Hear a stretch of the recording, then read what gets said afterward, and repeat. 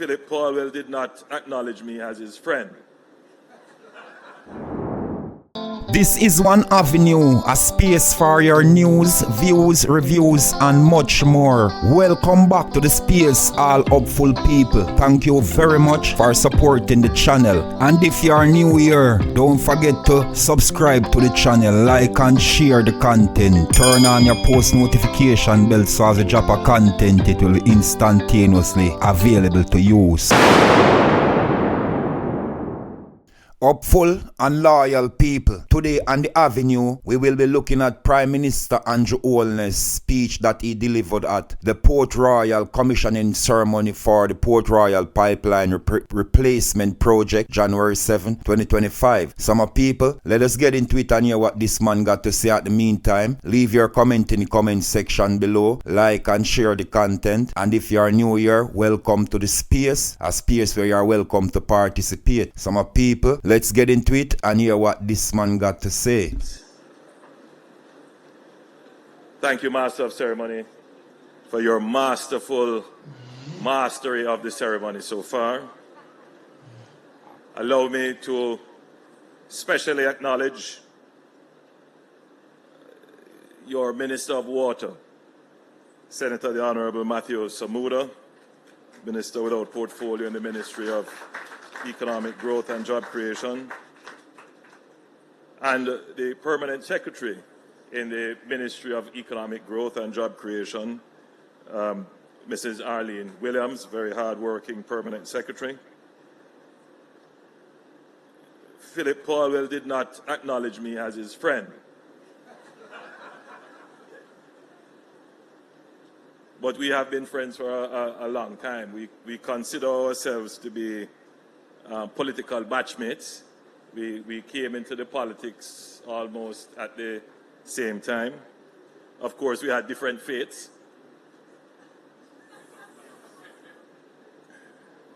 But, how are you, my dear? But we have remained very, very good friends. It's important to say this because sometimes the view of the country is that the politics is so caustic and toxic that it would appear that we are all enemies. And that is far, far, far, far, far from the truth. I certainly don't carry enmity with me in politics, and I treat everyone not just professionally, but friendly. And I think it's important that that be said. But I also have to say, because I was a few days ago with MP Paulwell at another event, launching another government project.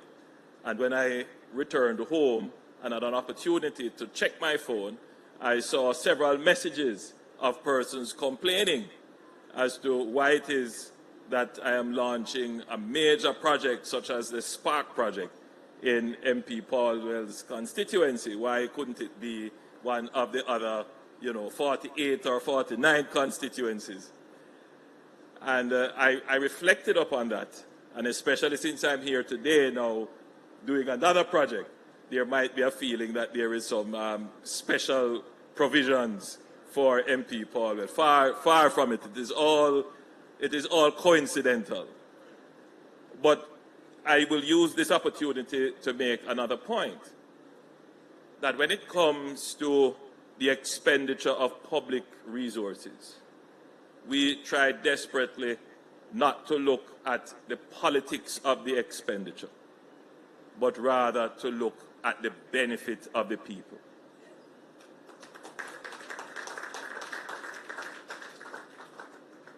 And right across Jamaica, you could close your eyes and just randomly pick an area, and that area would genuinely be in need. Whether it is for water, or road, or housing, or sewage, or something. Wherever you go in Jamaica, there is the need. So the selection of this constituency, it's purely based upon the technical advice, the professional advice, and where the project has actually reached the level of completion. So on the Spark program, It was purely technical. It was the road that was available, didn't require the laying of pipes, easy surface to be dealt with, close to where the contractor is already mobilized, purely technical. And for this project, the project is completed.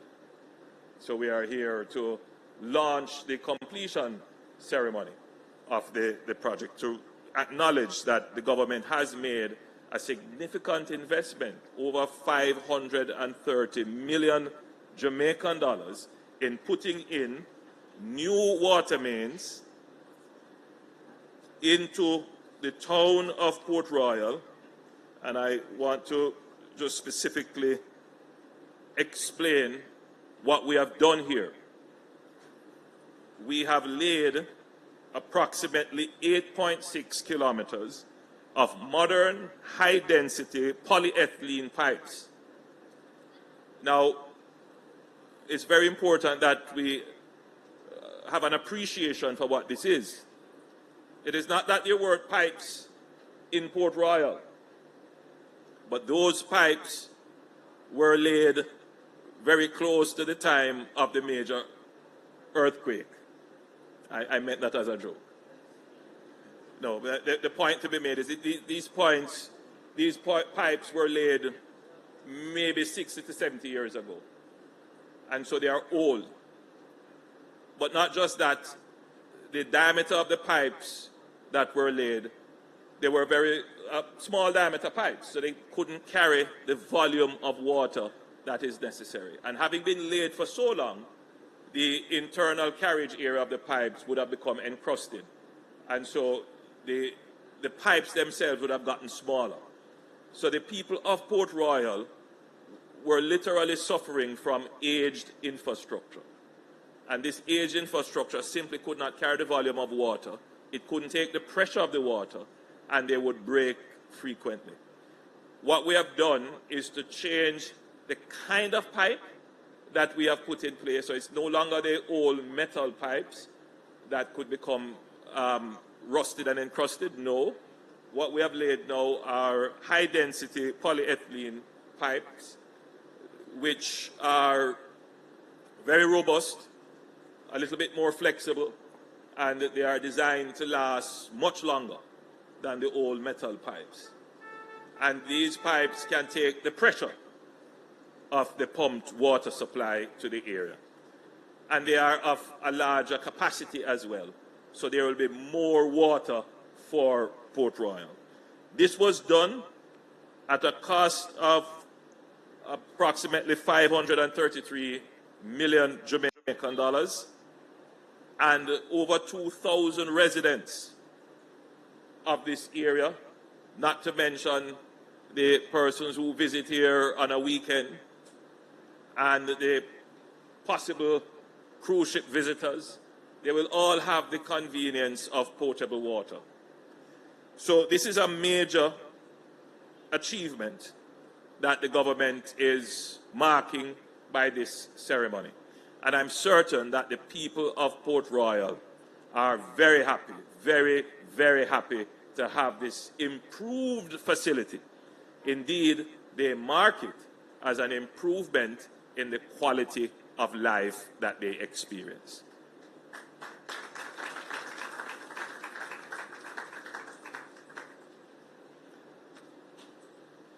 But let me quickly go to the end of my presentation, where I have a list of projects that Minister Samuda said he would spare you. He would spare you the reading into the record of them. But I believe it is important for us to note these projects because, you know, there is a sense sometimes that when I go around the country and I do these ceremonies, whether it is handing over houses or breaking ground or marking the completion, there are persons who are watching on the television and on social media, and they're saying to themselves, when will it be my turn? You know, they say, Prime Minister, I see you in Port Royal, I see you over in Harbour Heights, and I see you all over, but when is it my time, my turn in my community. Ultimately, you know, our politics comes down to what have you done for me in my community lately? And especially in this time, and you know what time I'm talking about. Everyone wants to be able to identify what has been done for me.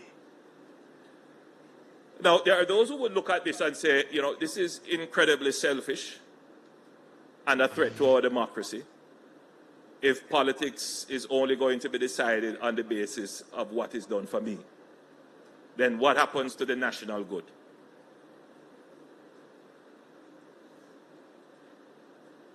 But you know what?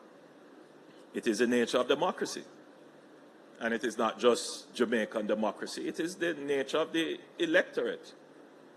And because at the end of the day, you know, you feel the pain, and this issue of the national good, sometimes it's very difficult to identify the national good with your own personal struggles and suffering. And so governments have to be very sensitive in balancing as we pursue what is in the national interest and what is in the national good. We also have to acknowledge that people have to live now. And as we have been very good as a government in pursuing the national good, we have also been very good as a government in just trying to balance the daily lives of citizens. Please feel free.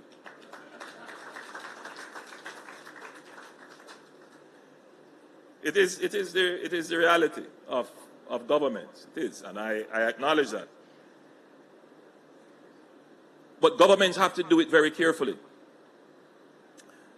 Because, and if I were to use this community as an example,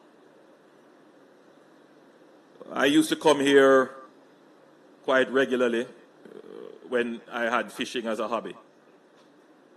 And, you know, I would stop and I would have fish, and some of the fish that I caught, they would be prepared here. And some of the conversations were very interesting because, you know, it's not just water that was a challenge. Housing is a big challenge here. Major, major challenge.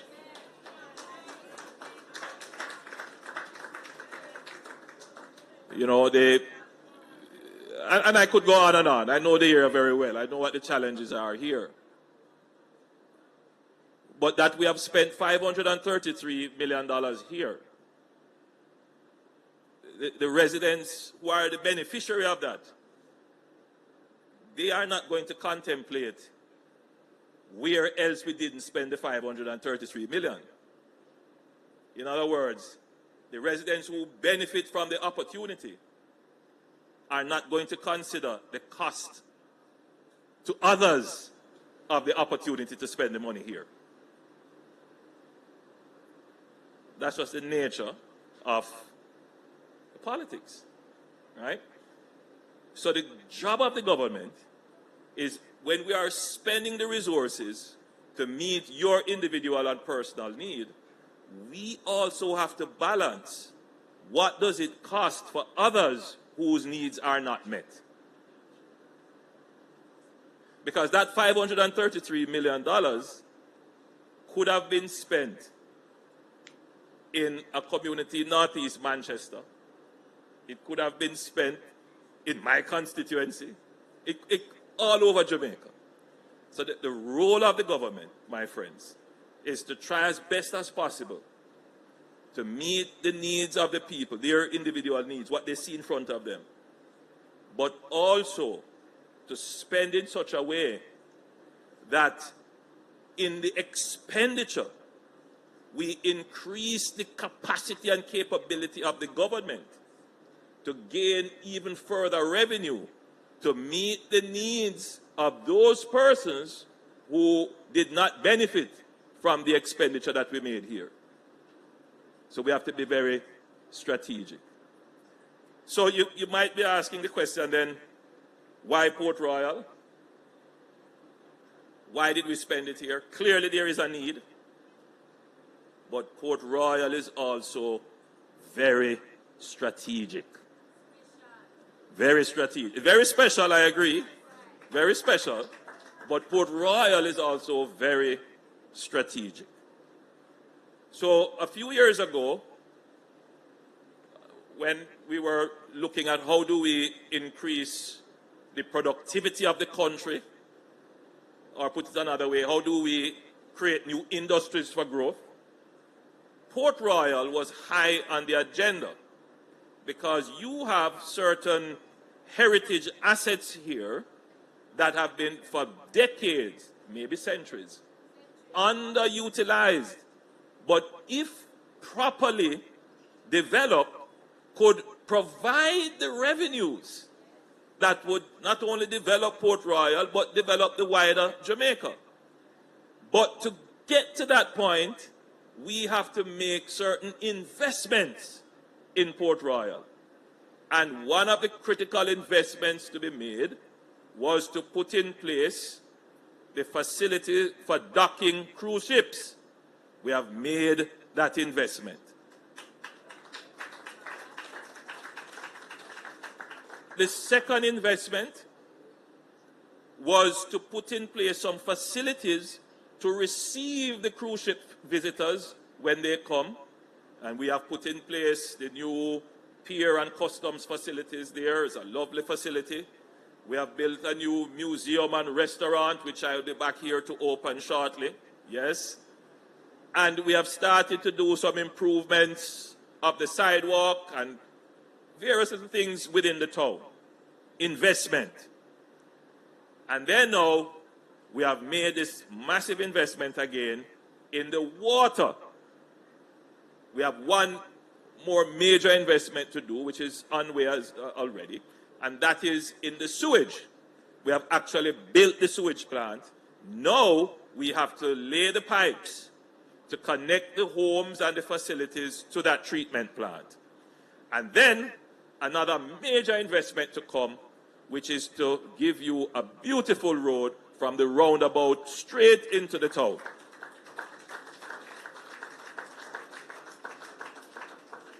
Now, all of this investment that is coming here, it is to create Port Royal as a new destination, not just for tourists to come, but to enhance what is already the case. Port Royal is the destination for people in Kingston and St. Andrew. On the weekends, the place is packed. It is an entertainment and festival destination. But to be able to have that to the extent where it adds significantly to our GDP, you will hear this term used, the gross domestic product. We have to make these significant investments. So you're going to see now, once we put in the sewage and fix the road, there's already a hotel here, which I gather is doing quite well. It's the Excelsior. You're going to see more hotels come. You're going to see the restaurants improve. And we are going to make the investments, not to displace the people who are here, who have built an industry, a name and a brand, but to support them further in improving and expanding their product, so that when we talk about Port Royal as a destination now, this is going to be the place where people will choose to come and have their festivals and concerts, where cruise ships will come to explore the rich history that is here in your various museums. Even cemeteries are a place where people come to visit. We have such wealth of historical sites that we can develop. So Port Royal is going to become a new economic hub for Kingston. It will add to our GDP. It will create revenues which will more than pay back for the over $2 billion worth of investment that we have made when you add up everything together. And it will last us, it will give us a 20, 30, 40-year run of revenues from which we now can use to give water to people in other areas of Jamaica. So that is the strategy of the government. So I want you to, as persons listening to me speak and saying, well, how Port Royal get and we don't get. You are going to get, my friend. And the government has been wise in how we spend. We are spending in a fiscally responsible way, in a sustainable way, in a strategic way. And no one can say that the investment in Port Royal will not yield results for the country.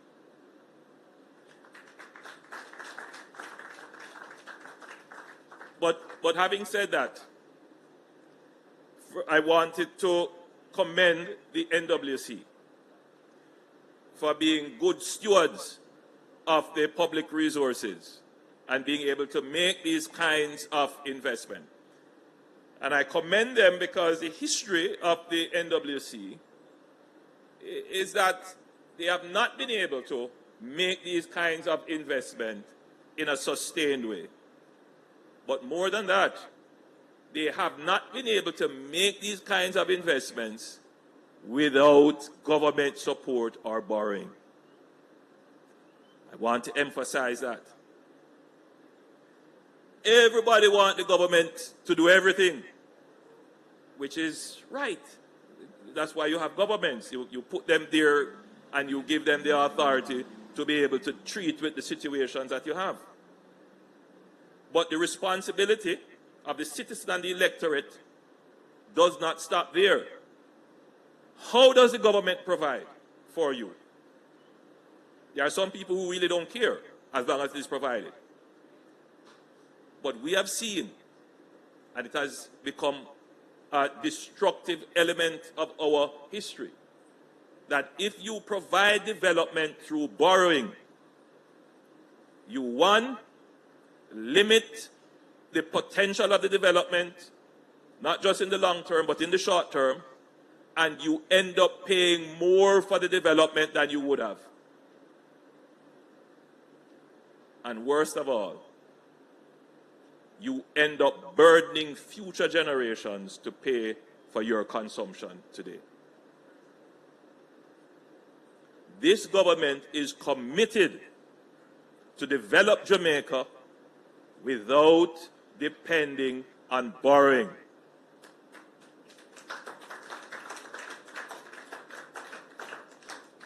That commitment depends on a wise electorate. That commitment depends on a wise electorate. Jamaica can easily go back to the point where we are an indebted country. And these facilities that we are now launching and opening and showing off about, they stop. In fact, the reason why we are in the position we are in is because we try to develop by borrowing. We must now turn the leaf in that book of our history and go to a new chapter where we develop by growing. And so the investment in Port Royal is that strategy, to develop by growing. That is what we're doing. The NWC has followed that policy mandate. And the growing requires effective management of public resources. And the NWC has improved its management significantly. And I want to commend the Board of Governors and the management of the NWC. They still have a way to go, but we must acknowledge when progress has been made. The NWC has not come to the government for any fiscal support for a little while.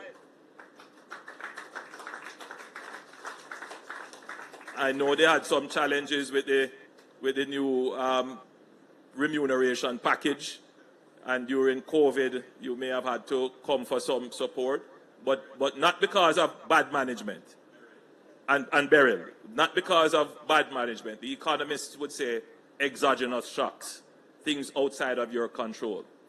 But even then, we have the Lower Jackson Water Supply Project, which serves Harriman, Tavistock, Whitcomb, Mountain Spring, and Sunset Avenue, and that is in progress. We are expecting to complete that by April 2025. That is an investment of 350 million Jamaican dollars, another community that is benefiting. But we didn't borrow to do this. This is being done out of the NWC's revenues. And I want to emphasize that.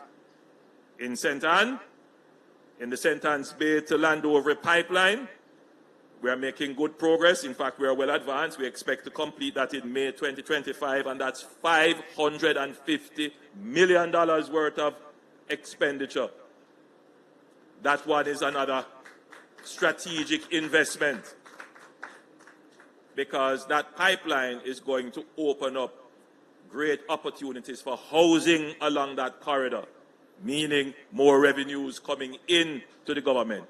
Not more taxes now, but more revenues from the existing tax base that we can spend on other communities. See the strategy? You're investing to grow the economy, to increase revenue so we can spend on your individual needs. This is out of the NWC's revenues. We have Rosemount, Camelot, and Discovery Bay in St. Anne. I'm wondering why St. Anne is coming up so often.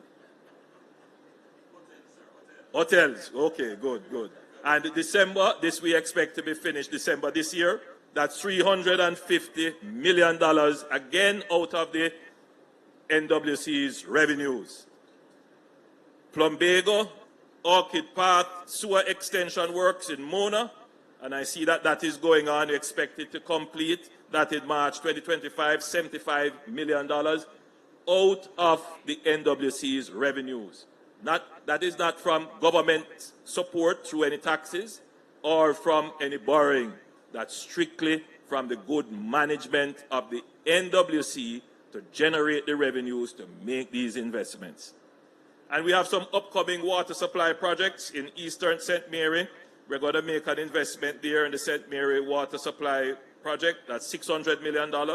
In Port Morant, Springfield, the Stanton water supply in St. Thomas, that's an investment of $550 million. I believe the one in St. Mary is already complete, or almost complete. In Juno Crescent, that's in Clarendon, in Maypen, we are going to make an investment there, which I believe it has started, $375 million. Again, all of this is out of the NWC's revenue. In Grovestown to Cross Keys Pipeline in South Manchester, $75 million out of the NWC's revenues. From Wakefield to Bunkers Hill in Trelawney, $120 million. I believe that project is ongoing. And then we have the Montgomery Corner to National Hero Circus Pipeline via Morosco Road, $400 million. That should start this year. Ferry to Rock Pond Water Supply in Forest Hill, you mentioned that. That's a $1 billion project. And I know the people up in Red Hills and Forest Hill and all of those areas who have been complaining all along about their water supply, they'll be very happy to hear that this project, the Minister is advising me that the procurement is finished, so the next stage is contracting and then execution. And then another important one that needs to be done, Mona, Wellington Drive, Monroe Road, Olope Road, Retreat Avenue, Seymour Avenue. We're going to put in place a proper sewer system for that entire area. That is 1.4 billion Jamaican dollars out of the NWC's revenues.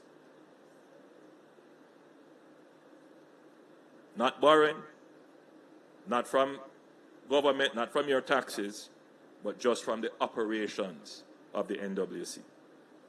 So, ladies and gentlemen, I have detained you long enough, and I believe that my point has been made to you, that you have a good government, a government that understands the delicate balance that has to be maintained with the national interest and with your personal interest. And it requires skillful, thoughtful government to be able to balance those needs, to deal with the needs of the future while addressing the needs of the current and to address the needs of the current without in any way damaging the possibilities of the future.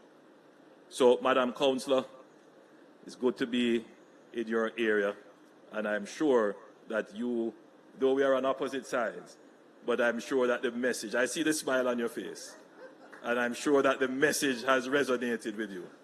God bless you all. Happy New Year. Peace, productivity, prosperity be yours, and victory be to all Jamaicans. God bless you, and thank you.